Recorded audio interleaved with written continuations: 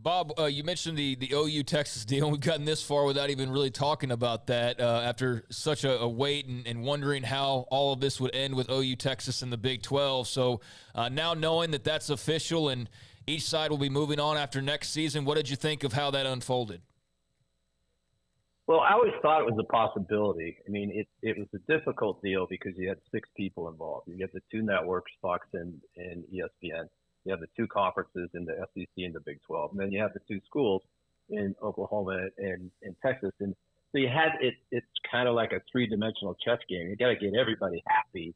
And ultimately at the end, as we kind of figured, Fox would be the one who would either be actually holding it up or take the blame for holding it up, because other guys were pretty easy to satisfy. You know, ESPN's happy to get the games early. They're happy to shut down Longhorn Network and Sooner Vision early. That's easy. I'm sure the SEC is very happy, and I'm sure the Big 12 is happy to get them out so that everybody that remaining can move on. So that part was probably pretty easy. Then Fox is sitting here going, okay, I'm going to lose at least one OU Texas game if they go early. I'm going to lose, some other good matchups. They probably have OU and Texas, 4 or 5 times each every season. They had to be made whole. And I think probably initially the offers weren't there, and Fox just kept saying no until sooner or later they saw a number they liked and they got some picks that they liked. And it's all for the best. I don't think it does anybody good to have a long, prolonged divorce over something like this that, while complicated, there's enough trade fodder in there to be able to resolve it fairly easily. Bob, what do you think the number needs to be, no matter how they get to that number, to make the Pac-12, Pac-10, whatever it's going to be, calm down? Is there a specific number per year they need to get to, in your opinion? They probably have a number in their mind. I'm kind of precluded from talking about numbers these days, so okay. I'll defer to them. But, it's got to be something that, makes them comfortable that they're kind of within spitting distance of everyone else. And I'm not talking about spitting distance of Big Ten or SEC, but certainly of the other 2, Power 5 conferences.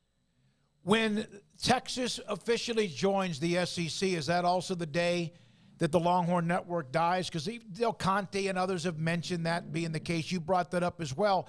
And then what will ESPN do with that channel?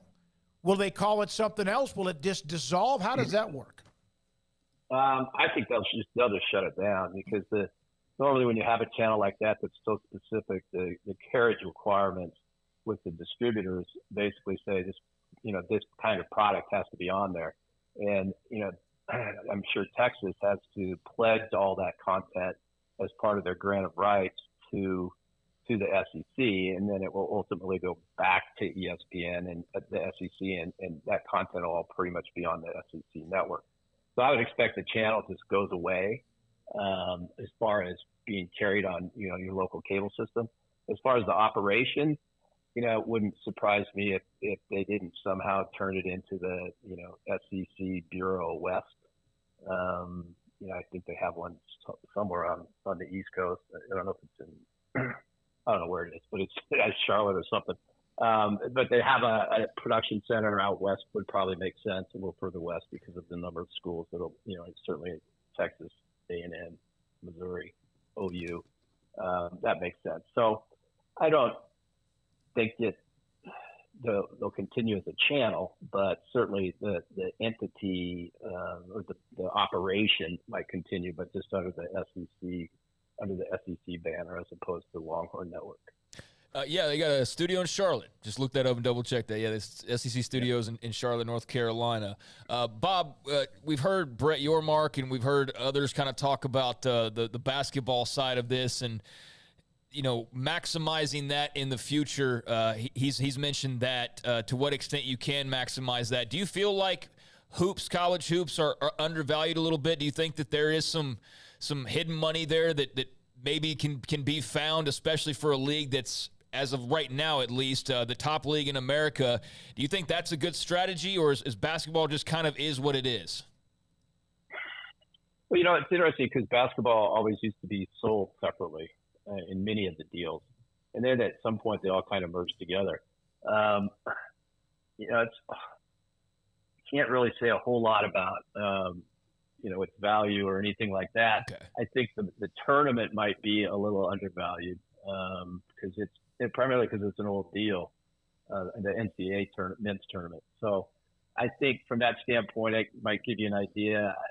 Regular season, it just seems like it's a lot these days, and I haven't looked at numbers lately, so I can't really tell you what they're looking like. But I will say this, and that is, as far as Brett talking about trying to monetize the Big 12's basketball content, he's got a great conference right now. I mean, they're top to bottom, they are very, very good, and put them up against any conference anywhere, and they look real good.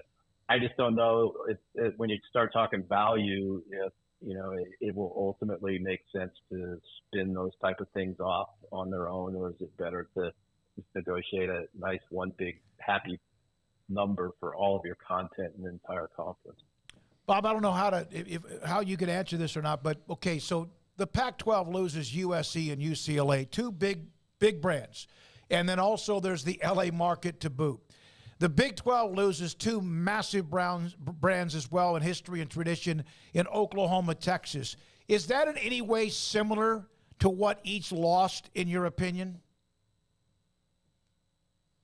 Yeah, I think so. I think, certainly of the schools that were in the conference at those times, both of those were the probably the marquee names.